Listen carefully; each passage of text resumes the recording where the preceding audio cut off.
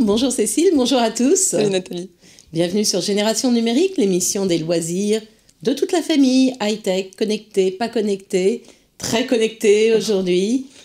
On se retrouve tous les vendredis à 20h30 et on se retrouve aussi sur les box, sur toutes les chaînes qui vont s'afficher, en podcast. Sur Twitter si vous avez des questions. Alors, on est partout, on ne peut pas nous rater. Et aujourd'hui, c'est une émission spéciale coding. On vous retrouve tout de suite.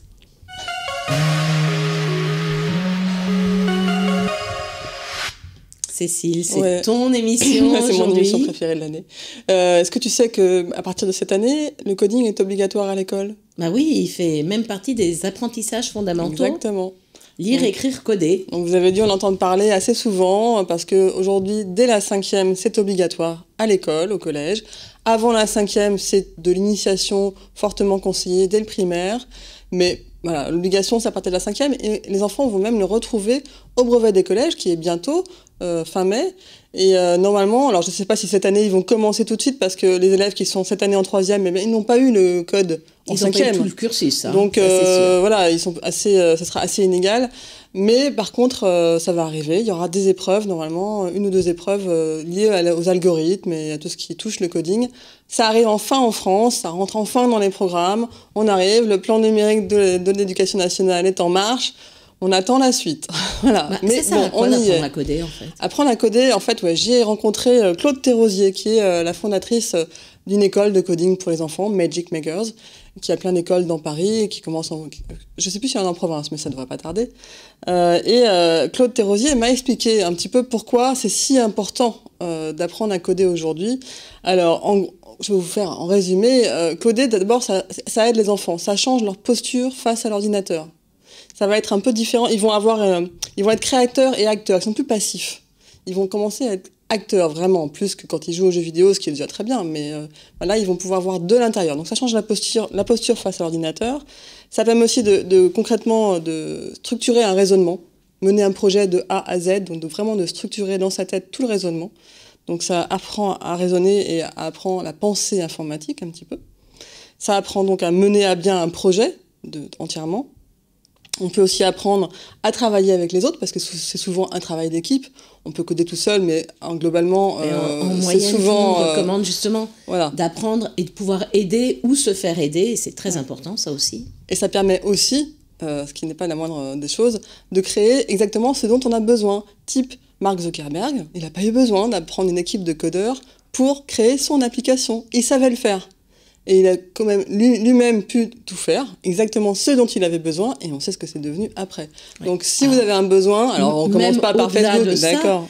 D'arriver à créer pour les enfants, d'arriver à mener ce projet à bien, de se dire, voilà, je sais que je dois aller de point A au point B et de réussir toutes les étapes entre, c'est très valorisant, donc ça fait partie aussi de l'estime de soi. Alors il y a plein d'autres raisons, évidemment, d'apprendre à coder. C'est aussi apprendre à s'approcher à tous les métiers de demain qui n'existent pas encore, tous les métiers où on va avoir des besoins dans la robotique, mais pas que. Le code va s'appliquer à d'innombrables métiers, on le trouve partout aujourd'hui. Par exemple, si on est dans le bâtiment, pour avoir une grue qui fait tel ou tel levé, il faut que ce soit codé avant. Donc ils comprennent tout ce qui suit en fait le parcours de la vie quotidienne. Il y en aura partout, dans les smart cities qu'on nous promet, il y en aura partout. Donc autant apprendre le plus tôt possible. On n'est pas obligé d'en faire un métier, mais autant comprendre ce qui nous entoure. C'est un des enjeux pour la génération qui arrive, qui sera vraiment dedans. Ouais. Alors comment on apprend à coder ? Maintenant qu'on sait qu'il faudrait apprendre à coder, comment on apprend à coder ? Bon, l'école va commencer, mais enfin bon, faut peut-être pas compter non plus si on apprend à coder aussi bien qu'on apprend l'anglais à l'école, on est mal parti. Hein. Donc moi je propose plutôt de suivre d'autres activités. On a des ateliers, donc comme l'école Magic Makers, comme la Tech Kids Academy. Il y en a plein, il y a plein d'écoles il y a des goûters de coding, il y a plein de petites choses qui se sont montées. Il y en a une toute nouvelle là, qui vient de s'ouvrir à la Cité de la Villette. Oui, il y en a une aussi à la Cité de la Villette. C'est un partenariat avec que tu as visité. Voilà, c'est le studio Lego Éducation où ils vont prendre des groupes d'enfants, ils ne sont pas très nombreux, il y en a une douzaine par séance, Il y a 2 âges. C'est les 7-9 ans et les 9-12 ans, sachant que c'est pas complètement strict non plus, hein. Ça peut être du 6 ans et demi, tout dépend aussi de la capacité de concentration de l'enfant. Et ils vont monter leur petit robot Lego. Donc il y en a pour les plus jeunes là qui s'appelle Milo. Et après, il y a pour les plus gros, il y a les Mindstorm. Oui, qu'on avait déjà présenté dans les émissions. C'est beaucoup plus... Pour les plus âgés, parce qu'il y a une vraie programmation. Ouais. Les autres, ils vont juste leur apprendre à aller faire un petit parcours, avancer, se retourner, etc. Et c'est vrai que les enfants étaient super intéressés. Ils étaient assez jeunes, comme on peut le constater. Et ils sont vraiment plongés dedans. Ils étaient très, très fiers d'arriver à programmer leur robot. Alors c'est pas très, très cher. Ça dure 1h30, ce qui est peut-être un peu court, mais on est vraiment dans de l'initiation. Et je crois que c'est 12 € de l'heure, 12 € l'heure et demie. C'est pendant les vacances, c'est les week-ends. Il y a les ateliers comme ça qui sont payants, il y a les écoles aussi, il y a aussi des projets qui sont gratuits. Les Fab Labs, souvent. Ouais. Et vous avez aussi le Play and Code, c'est une opération lancée par Early Bird Studio. C'est un site qui, à travers le jeu vidéo, apprend à coder. Il est très sympa, on peut faire plein de choses. Donc là, c'est vraiment à travers le jeu vidéo, c'est hyper ludique. Donc c'est aussi un autre moyen de s'y mettre. Sinon, les programmes dont on parle beaucoup, c'est Scratch et Python, qui sont 2 programmes qui ont été lancés par le MIT pour les plus petits. Scratch pour les plus petits et Python qui sont très visuels, où il suffit de tirer des icônes à droite et à gauche. Et dans les écoles de code, vous aurez des activités avec ces langages-là. Vous avez aussi des activités autour des drones, autour de la musique, autour de la vidéo. Ils ont réussi à réunir tous les univers que les enfants aiment autour de tout ça. Vous avez évidemment des applications. Alors, en application, on a la nouvelle... Des applications et des sites, en fait. Ouais, applications. Mais on a la nouvelle de Apple qui vient de lancer une application gratuite qui est très sympa, qui s'appelle Swift Playground. Hop, je l'ai lancée là.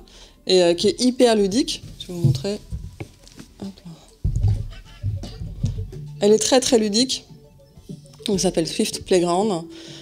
Et on a un petit monde avec un petit personnage qu'il faut faire avancer. Là, j'ai créé mon premier code avec 4 lignes de code ici tout bête. Ensuite, je fais exécuter mon code et il va réussir, le petit bonhomme qui s'appelle Octet, à aller attraper un gemme. Donc là, Une gemme. J'ai fait ça une gemme, pardon. J'ai fait ça en 30 secondes. C'est la première étape, c'est la plus facile. Hein, je vous montre pas tout le reste.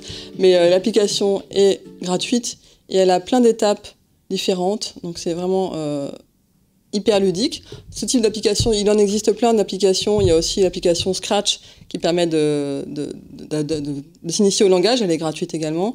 Il y a énormément d'applications autour du code aujourd'hui qui sont plus ou moins bien et plus ou moins chères, donc à vous de bien choisir. Il y a Disney qui s'est pas mal investi voilà, là-dedans. Disney si aussi, tout à fait. Qui a un site spécifique en collaboration, alors ils sont pas tous avec Hour of Code, avec code.org et c'est disponible sur le site de code.org et où il y a les personnages Disney qui sont mis en scène pour apprendre à coder. Et là où c'est assez intéressant, c'est que cette année c'est avec Vaiana, et Vaiana c'est une héroïne et justement les filles sont un peu absentes du monde du coding, du monde scientifique, et le fait que ce soit une fille qui soit dans l'application, ça permet effectivement que les filles s'investissent plus. Ouais, et il faut. Parce qu'effectivement, dans les stages... ça fait partie, effectivement, des initiatives Hour of Code, l'heure de code. Qui est une initiative mondiale qui regroupe tous les grands de l'informatique et qui essaye de pousser, de stimuler les filles, les jeunes filles, à s'intéresser au code. Ce n'est pas... Hour of Code, c'est générique pour tous les enfants, notamment... les filles, non, et surtout les filles. Voilà, c'est générique, c'est pas réservé aux filles. Non, bien sûr. Mais effectivement, je l'ai constaté dans les stages d'activité coding, il y a beaucoup, sur 10 enfants, il y a une fille, et encore. Donc, il est urgent des filles de s'y mettre. Peut-être qu'il faut sensibiliser les mamans. Oui, je pense comme nous. Parce que je pense que les petites filles, quand elles y vont, elles sont super contentes de toutes les manières. Elles aiment la vidéo, la musique, les jeux, comme les garçons, donc il n'y a pas de raison. On touche à une tablette, on touche aux jeux vidéo, forcément les petites filles sont contentes. Je pense que les mamans sont plus réticentes. Donc, Peut-être. je pense qu'il faudrait faire une Hour of Code spéciale maman. Alors pour apprendre tous ces langages, on a de super livres, il y en existe plein. Il y a la collection en complète chez Errol avec le langage Python, le langage Scratch, des cahiers d'activités, etc. Et également Lego Ouais. Mindstorm pour quand on a les robots Lego. Chez Gallimard, vous avez aussi apprendre à programmer avec Scratch. Il y en a plein, on ne vous a pas tous amenés parce qu'il y en a beaucoup, donc n'hésitez pas. Et évidemment, pour Et puis apprendre... ça peut vous apprendre à vous pour que vous puissiez transmettre aux enfants. Tout à Souvent, fait. les livres un peu plus jeunes, c'est expliquer plus simplement. Ça aide. C'est comme les maths et le français. Si vous comprenez un peu ce dont vous parlez, vous allez pouvoir expliquer aux enfants. C'est quand même plus sympa de pouvoir les aider à jouer avec le code si vous connaissez un petit peu. Donc on peut s'y mettre en même temps. Il y a des jouets, évidemment. Il y a des jouets et des jeux. Il y a plein de robots qui existent. Là, c'est chez Clémentoni. C'était un petit robot à moins de 50 € pour apprendre, pour se familiariser un petit peu. On a...